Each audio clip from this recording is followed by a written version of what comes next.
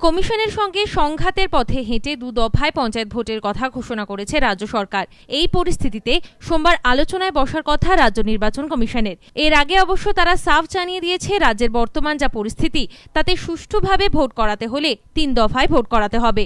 কিন্তু সরকার চাইছে 2 দফায় ভোট হোক। মুকুল রায়ের দাবি, সংবিধানে 243 কে ধারা অনুযায়ী কমিশনের সঙ্গে আলোচনা করে রাজ্য সরকার ভোটের নির্ঘণ্ট ঘোষণা করতে পারে।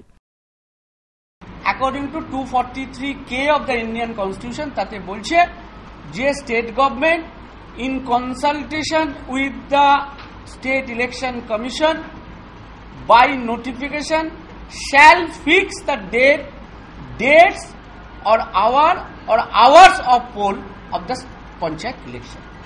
তা এইটা হচ্ছে তার পাওয়ারের মধ্যে পড়ে যে consultation means consultation does not mean direction, consensus or concurrence. কিন্তু সেই দিনক্ষণ মেনে নিতে কি কমিশন বাধ্য?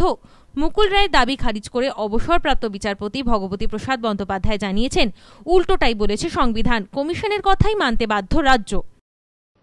ধরে নিতে হবে এসব ক্ষেত্রে there has been breakdown of the constitutional machinery.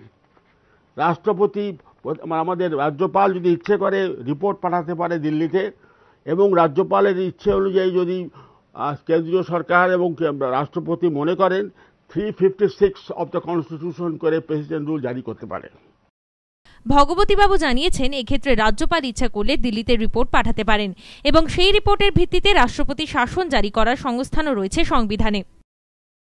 রাজ্য সরকার ইলেকশন কমিশন যা বলবে তা মানতে বাধ্য।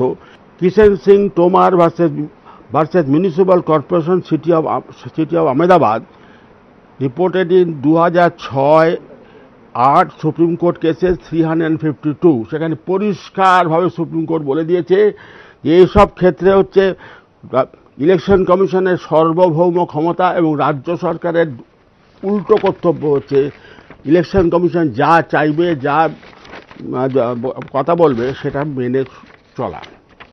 এই পরিস্থিতিতে কমিশন সরকার সংঘাতের জল কোথায় গিয়ে দাঁড়ায় সেদিকেই এখন সবার নজর।